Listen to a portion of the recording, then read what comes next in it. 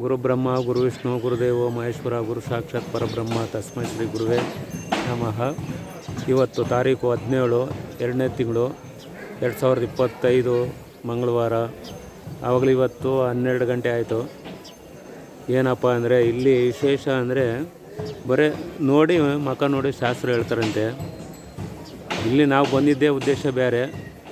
ಇವ್ರು ಯಾರೋ ಜೊತೆಲಿ ಬಂದವರು, ಅವರು ಅಲ್ಗೋವನ್ ಇಲ್ಗೋವನ್ ಅಂತ ಕರ್ಕೊಬಂದರು.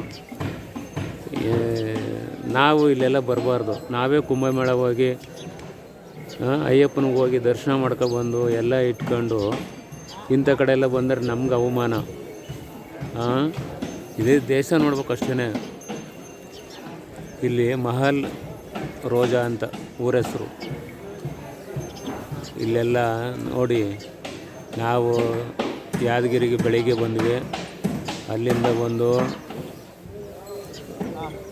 ಇದಕ್ಕೆ ಶಾಪುರಕ್ಕೆ ಬಂದು, ಶಾಪುರದಿಂದ ಸಾಗರ ಬಂದು, ಸಾಗರದಿಂದ ಮಹಲ್ ರೋಜಾ ಅಂತ ಬಂದಿದ್ವಿ. ಇಲ್ಲಿಗೆ ಇಷ್ಟೊತ್ತಾಗೈತೆ. ಇನ್ನು ಸ್ನಾನ ಮಾಡಿಲ್ಲ, ಏನಿಲ್ಲ, ಶಿವನೂ ಪೂಜೆ ಮಾಡಿಲ್ಲ. ಇಷ್ಟೆಲ್ಲ ಕೆಲಸ ಬಿಟ್ಕೊಂಡು ನೋಡೋಣ ಏನಾಯ್ತದೆ.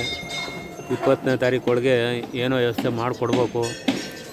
ಅದಕ್ಕೆ ನೋಡೋಣ. ಆದರೆ ಆಗಲಿ ಇಲ್ಲ ಅಂದರೆ ತಿರುಗ್ತೀವಿ ಇಷ್ಟೇ. ಓಂ ನಮೋ ಶಿವಾಯ. ಓಂ ಹರಿಹರ ಮಹಾದೇವ್.